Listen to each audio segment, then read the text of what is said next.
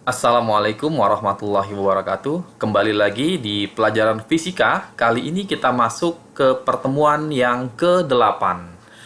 Ini masih dalam bab gerak melingkar, tapi kita kali ini akan membahas khusus tentang materinya hubungan roda-roda. Baik, sebelum kita mulai pelajaran, kita awali dengan membaca basmalah. Bismillahirrahmanirrahim. Semoga kalian bisa mengikuti pelajaran kali ini dengan baik. Semoga kalian juga dalam kondisi sehat ya, tetap semangat untuk terus belajar. Simak videonya berikut ini. Ya, di pertemuan 8 kita akan membahas tentang hubungan roda-roda ya. Modul ini sudah bisa kalian download seperti biasa di e-learning ya, di pertemuan ke-8. Jangan lupa kalian download dulu, kemudian kalian pelajari secara mandiri. Kemudian ada diskusi yang harus kalian kerjakan juga ya, kalian diskusikan di situ. Kemudian ada tugas yang harus kalian kerjakan juga ya. Video berikut ini akan membantu mencoba menjelaskan apa yang sudah kalian baca ya di modulnya, mudah-mudahan tambah mengerti gitu ya. Kalaupun nanti kurang memahami, kalian bisa tanyakan ke saya di WA ya, di telepon atau di WA Japri. Baik, tujuan pembelajaran untuk pertemuan ke-8 kali ini. Yang pertama, setelah kegiatan pembelajaran ini, kalian diharapkan mampu untuk menganalisis hubungan roda-roda sepusat. Yang kedua, mampu menganalisis hubungan roda-roda yang dihubungkan dengan rantai. Dan yang ketiga, mampu menganalisis hubungan roda-roda yang bersinggungan. Ada 3 ya. Oke, kita langsung mulai bahas materinya ya. Hubungan roda-roda. Oke, kita lihat gambarnya nih ya. Sepeda nih, lagi musim sepeda. Kalian punya sepeda di rumah? Ya, mungkin banyak kan sudah punya ya. Oke, apakah kalian memiliki sepeda ontel di rumah? Nah, jika memiliki, coba kalian amati sistem gerak pada sepeda ontel tersebut. Bagi yang tidak punya sepeda ontel di rumah, kalian bisa amati gambar sepeda di atasnya, gambar di bawah lah ya. Ini seperti ini ya. Sebuah sepeda ontel memiliki 3 komponen gerak utama yang berbentuk bundar, yaitu roda. Ya, ini roda ya. Kemudian ada gear depan dan gear belakang. Ini gear depan nih. Ini gear belakang. Nah, ketiga komponen gerak tersebut saling berhubungan, membentuk sistem dan dinamakan hubungan roda-roda. Bagaimanakah cara kerja sepeda ontel tersebut? Nah, oke.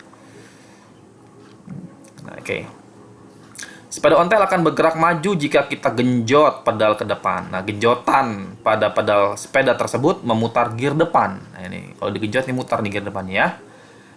Gear depan dihubungkan dengan gear belakang menggunakan rantai yang menyebabkan sepeda dapat bergerak. Ini ada rantainya kan. Gitu ya, sehingga ini gear belakang dapat bergerak. Nah, gear belakang dengan sepeda ya dihubungkan dengan apa? Mempunyai satu pusat atau berada pada satu as. Nah, ini asnya nih. Asnya ini yang ini nih ya. As. Oke. Pusat. Sehingga dia bisa bergerak juga rodanya. Sehingga bisa melaju tuh sepedanya.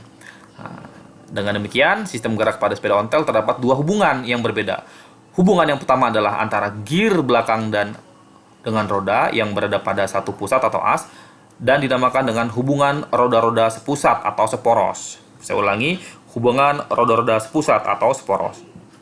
Sedangkan hubungan yang kedua adalah antara gear belakang dengan gear depan yang dihubungkan dengan tali atau rantai. Hubungan ini dinamakan dengan hubungan roda-roda yang dihubungkan dengan sabuk atau rantai.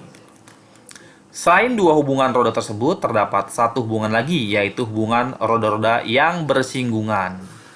Ya, lalu bagaimanakah persamaan matematis dari hubungan roda-roda tersebut? Setiap jenis hubungan memiliki rumus yang berbeda-beda. Oleh karena itu, untuk memahami persamaan gerak pada hubungan roda-roda dalam gerak melingkar, silakan kalian simak penjelasan berikut ini. Oke, berikut ya. Yang pertama, hubungan roda-roda sepusat. Nah, ini pusatnya nih sebagai porosnya ya. Oke, ini ada kecepatan sudut yang A, kemudian yang B dengan jari-jari yang lebih besar, kecepatan sudut yang B ya, gambar seperti itu ya. Nah, gambar di atas adalah contoh ilustrasi hubungan roda-roda satu poros atau satu pusat, seperti hubungan roda pada gear belakang dengan roda pada roda belakang pada sepeda ontel. Jadi anggap saja dua lingkaran di atas adalah gear dan roda sepeda. Yang ini yang gear, yang A ya. Yang B ini adalah rodanya. Pada saat sepeda bergerak maju, roda belakang berputar searah jarum jam. Demikian pula dengan gear belakang, sama dia. Ya, searah jarum jam mutar ke sini. Yang bannya juga sama atau rodanya juga sama, searah jarum jam. Nah, setelah selang waktu tertentu, gear belakang dan roda menempuh posisi sudut yang sama. Ini berarti kecepatan sudut gear belakang dan roda belakang adalah sama.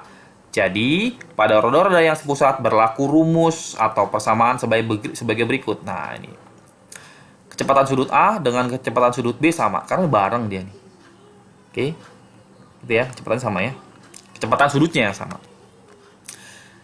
Ya. Omega sama dengan V per R, sehingga VA per RA sama dengan VB per RB. Atau dibalik ya, pindah ruas nih ya. VA per VB sama dengan RA per RB. Perbandingannya jadi kecepatan linier AB sama dengan berbanding dengan jari-jarinya. Sama ya. VA per VB sama dengan RA per RB. Kita lihat contohnya sekarang. Dua buah roda A dan B yang berada pada satu poros memiliki jari-jari 2 cm dan 8 cm.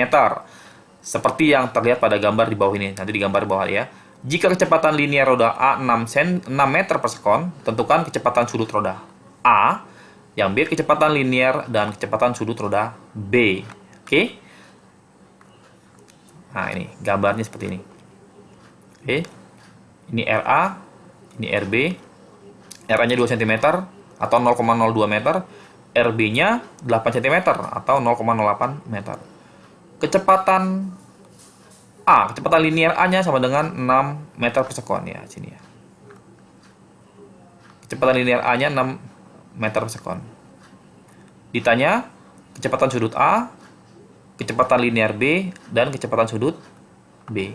Nah, oke, kita lihat dibahas ya, langsung ya. Kecepatan sudut roda A dapat dihitung dengan rumus berikut. Omega A sama dengan VA per RA. VA per RA. Omega sama dengan V per R ya. Sehingga omega A sama dengan VA per RA. 6 dibagi 0,02. 6 dibagi 0,02 sama dengan 300 radian per sekon. Kecepatan sudut A. Yang B, roda A dan B adalah roda-roda sepusat sehingga berlaku persamaan kecepatan sudut B sama dengan kecepatan sudut A. Jadi kalau sepusat seperti ini omeganya sama nih, kecepatan sudutnya sama nih. Omega B sama dengan omega A. Omega B-nya sama dengan 300 radian per sekon, sehingga omega A-nya 300, omega B-nya juga sama, 300. Karena sama ya, sepusat dia. Yang berbeda adalah kecepatan liniernya. Kenapa? Karena R-nya berbeda. Kalau ini R-nya 0,02, sehingga 6 dibagi 0,02, 300 radian per sekon. Ya. Kalau yang ini, ya, yang B, kecepatan linier dapat dihitung dengan persamaan VB sama dengan omega kali R. 300 dikali 0,08. 300 kecepatan sudutnya, R-nya 0,08, kalau tadi 0,02. Oke? 300 kali 0,08 sama dengan 24 meter per sekon. Kalau yang ini kecepatan linearnya 6 meter per sekon. Ini 24 meter per sekon. Lebih besar dia. Karena apa? Jari-jarinya lebih besar. Oke, berikutnya hubungan roda-roda yang dihubungkan dengan rantai. Ya, seperti ini. Ini contohnya ini gear sepeda depan, ini gear sepeda belakang. Ini ada rantainya ya. Oke, gambar di atas adalah contoh ilustrasi roda-roda yang dihubungkan dengan sabuk atau rantai seperti hubungan roda-roda pada gear belakang dengan gear depan sepeda ontel ini ya. Jadi anggap saja dua lingkaran di atas adalah gear belakang dan gear depan sepeda. Nah, sepeda bergerak maju, gear depan dan gear belakang akan berputar searah jarum jam, sama ya. Sehingga dapat dikatakan arah kecepatan sudut kedua gear adalah sama. Nah, dari pengertian kecepatan linier, kalian tahu bahwa arah kecepatan linier selalu menyinggung lingkaran, bersinggungan dengan lingkaran ya. Rantai atau tali yang digunakan untuk menghubungkan gear belakang dan gear depan dipasang pada sebelah luar tiap gear. Pada saat bergerak, kecepatan rantai atau tali menyinggung bagian luar gear, sehingga dapat disimpulkan bahwa arah dan besar kecepatan linier atau tangensialnya ya pada dua roda, baik yang depan dan belakang ya, dihubungkan dengan tali adalah sama. Oke, VA-nya sama dengan VB-nya. Karena kecepatan dihubungkan dengan tali ya. Jadi kecepatan linier antara roda depan atau gear depan dengan gear belakang sama. Kecepatan liniernya. Oke. Sehingga berlaku persamaan sebagai berikut. VA sama dengan VB. Nah, VA-nya sendiri apa? Omega A kali RA. Sedangkan VB omega B kali RB. Gitu ya. Ini hubungannya seperti ini. Kita langsung contoh ya. Contoh soal, dua buah roda dihubungkan dengan rantai. Roda yang lebih kecil dengan jari-jari 8 cm diputar pada 100 radian per sekon. Jika jari-jari roda yang lebih besar adalah 15 cm, berapakah kecepatan linier dua roda tersebut dan berapakah juga kecepatan sudut roda yang lebih besar? Oke, penjelasannya R1 sama dengan 8 nih. 8 cm atau 0,08 meter. R2 sama dengan 15 cm atau 0,15 meter. Omega 1 sama dengan 100 radian per sekon. Ya, berapakah kecepatan linier kedua roda tersebut? Ya, ditanya kecepatan linier roda 1 dan 2 kan sama ya. Kecepatan ini dan ini sama. Ini kan sama nih kecepatan linier. VA sama dengan VB berapa? Masukkan saja ya, tinggal boleh pakai V1 sama dengan omega 1 kali R1, 100 kali 0,08 sama dengan 8 meter per sekon. V2-nya sama. Karena sama jadi V2-nya juga tetap 8. Kecepatan linier roda 2 sama. Oke, 8 meter. Nah, sekarang kecepatan sudut roda 2. Karena V2-nya sama dengan 8, omega 2-nya sama dengan V2 per R2. 8 dibagi 0,15. Nah, ini lagi ya, sama dengan 53,33 radian per sekon. Oke? Saya rasa ini mudah sekali ya. Ya, ini yang terakhir. Ini hubungan roda-roda yang ketiga ya. Hubungan roda-roda yang bersinggungan. Ini kalau misalnya ditempelkan begitu kan, ini berputar ke arah berlawanan arah jarum jam, pasti ini akan searah jarum jam gitu ya. Kalau ini berputar ke kanan, ini berputar ke kiri gitu ya. Nah, hubungan roda-roda yang bersinggungan dapat kalian jumpai pada mesin jam analog ya, pada mesin-mesin lah ya. Dalam mesin itu seperti itu tuh hubungannya itu. Nah,